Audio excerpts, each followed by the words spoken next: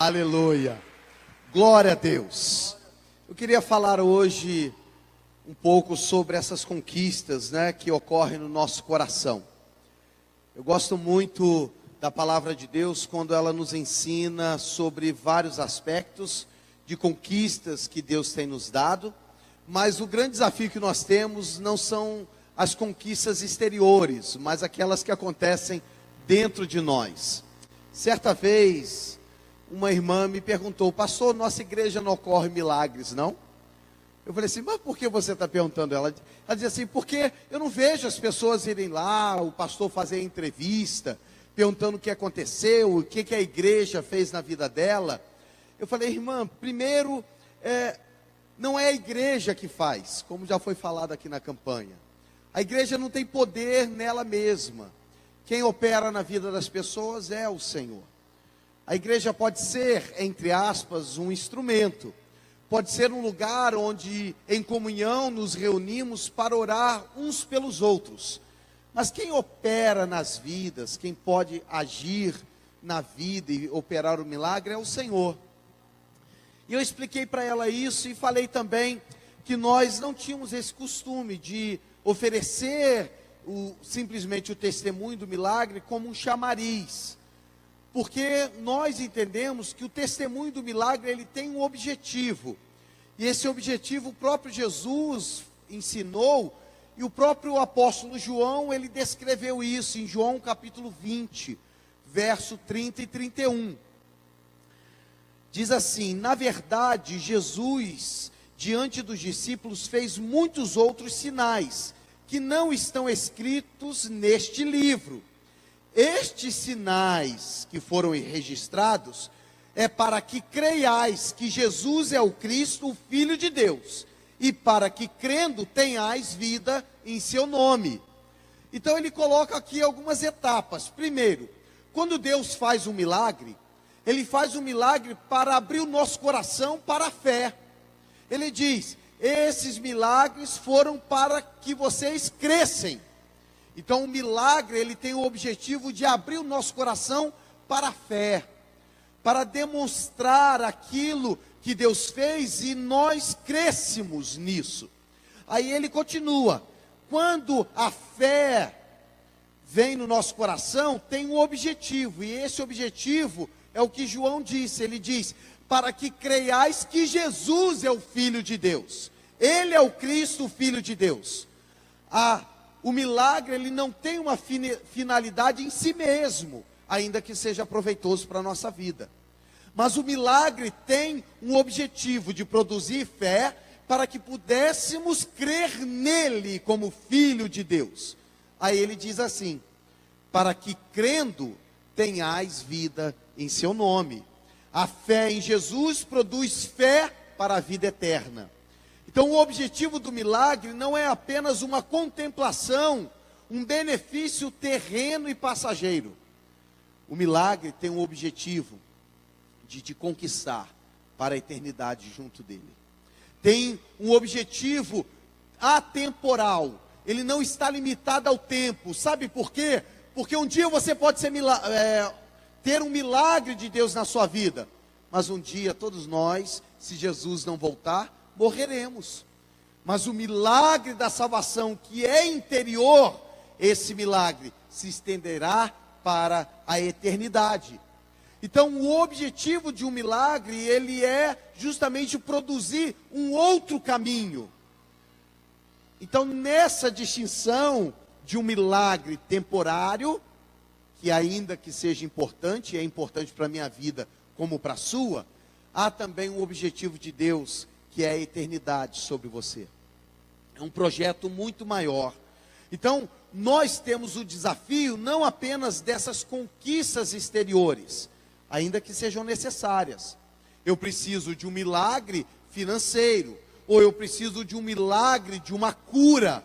São aspectos exteriores e importantes sobre nós, mas existem áreas interiores que Deus quer conquistar. Existem áreas que precisam ser tratadas. E eu quero ler com você Deuteronômio, capítulo de número 8. Deuteronômio, capítulo de número 8, verso de 1 a 3.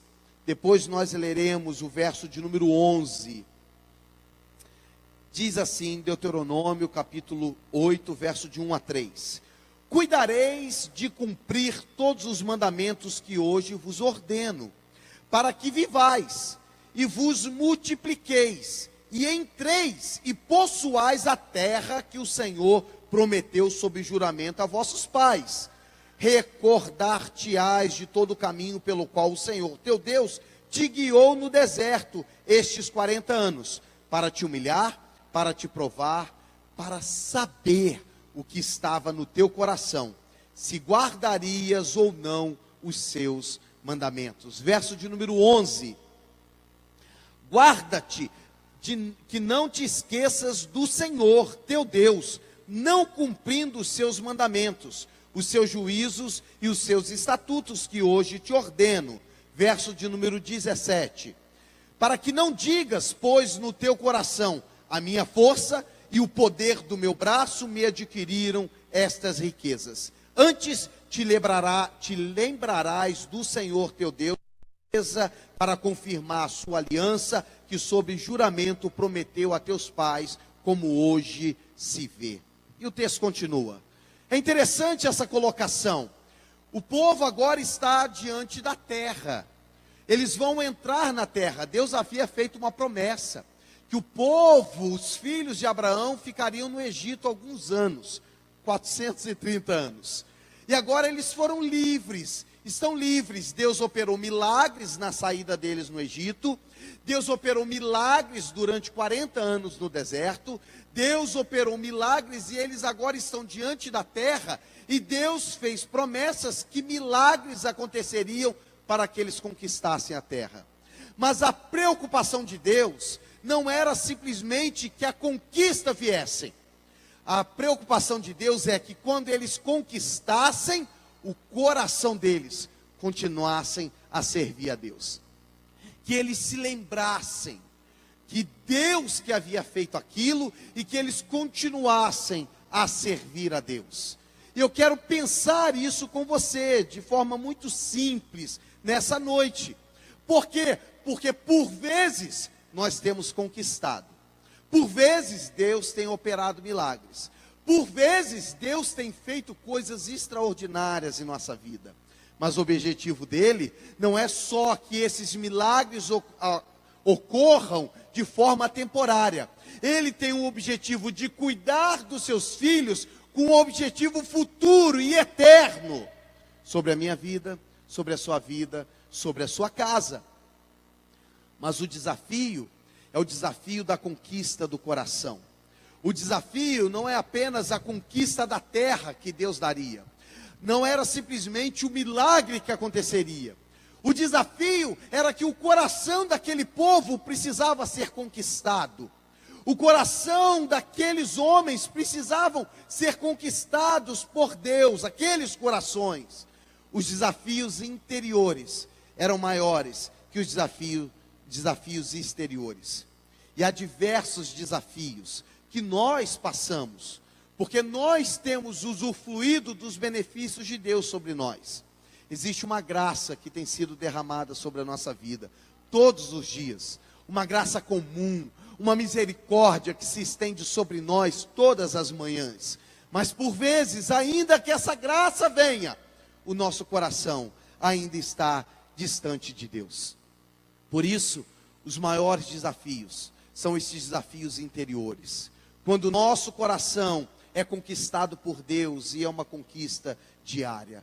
E eu citei aqui alguns desafios e eu queria compartilhar com você. O primeiro é o desafio de ultrapassar a simples obediência da lei e criar um hábito de serviço e de entrega do coração a Deus. É ultrapassarmos a religiosidade e seguirmos simplesmente regras. De estarmos aqui no dia de terça-feira, ainda que seja importante. De estarmos no domingo, de seguirmos algumas regras, mas encontrarmos no nosso coração um amor tão profundo, que nós não queremos simplesmente mais seguir as regras, mas nós queremos amar a Deus de forma profunda, e nos entregar a Ele de forma plena e íntima. o desafio que eu e você nós passamos. O desafio de ultrapassarmos esses aspectos religiosos ou legais para vivermos de forma plena e íntima com Deus. É o desafio que o nosso coração tem, de ser conquistado por Deus todos os dias. Deus quer que nós sigamos além de um agir na nossa vida. Ele quer um relacionamento, Ele quer intimidade conosco. Deus, Ele quer um relacionamento profundo com a nossa vida. Deus quer viver em nós de forma plena. O outro desafio é o desafio de permitir que Deus entre nos lugares mais profundos do nosso ser e não fique somente nas periferias ou nas áreas externas. O povo podia receber a terra e ser abençoado por Deus, mas Deus não queria simplesmente abençoar aquele povo e que eles o clamassem para que a chuva viesse, para que as coisas acontecessem e eles tivessem comida. Deus queria mais profundidade. Deus queria entrar e agir na vida daquelas pessoas. Deus queria ser o Deus deles. E é interessante porque isso acontece na nossa vida também. Por vezes nós viemos aqui, e eu acredito que o Pai das luzes, o Senhor, tem nos abençoado e tem alcançado a sua vida. Os milagres virão, Deus abrirá a porta, Deus fará coisas extraordinárias na sua vida, mas Ele quer ir além disso. Ele quer estar com você, Ele quer ser o centro da sua vida, Ele quer entrar nas áreas mais profundas do seu ser, Ele quer entrar nas áreas que às vezes são escuras ainda, Ele quer entrar nas áreas que estão doloridas, Ele quer entrar nas áreas que precisam de restauração, Ele quer entrar nessas áreas que você está sob névoa, dores e dificuldades. Ele quer entrar lá também, Ele quer agir nas coisas que estão doloridas. Mas permita-me dizer, pode ser que alguns acharão que é estranho, que eu estou limitando Deus, mas Ele só vai entrar nas áreas que você permitir que Ele o faça. Mas pastor, Deus não tem liberdade? Tem. Ele é Deus, Ele pode todas as coisas. Mas é que Deus, Ele tem o desejo que quando Ele entre numa área, você tenha plena consciência disso, e que você diga, está aqui Deus, para que o Senhor faça. E Deus quer fazer isso também em nossa vida. Ele quer operar o milagre, Ele quer restaurar tantas coisas, Ele quer abrir portas, mas Ele quer entrar e fazer uma morada na sua vida de forma plena. Ele quer entrar também nesses cômodos que estão fechados e que às vezes a gente não quer abrir. Na linguagem familiar a gente diz que é o quarto da bagunça. E às vezes a gente tem um quarto da bagunça no nosso coração, que a gente não quer que Deus entre. Porque se Ele entrar lá, a gente sabe que Ele vai querer arrumar. Ele vai tirar a gente da zona de conforto. E Ele vai querer arrumar coisas que às vezes a gente acha, é melhor deixar o quarto da bagunça mesmo. Mas Deus quer entrar lá também. Nós temos o desafio de uma percepção de Deus em nossa vida, em meio a tantas áreas que nos distraem e nos entorpecem. Pastor, o que isso tem a ver? Eu gosto muito da história de Filipe conversando com Jesus em João, capítulo de número 14. Jesus se apresentando e falando do céu, da eternidade, tantas coisas.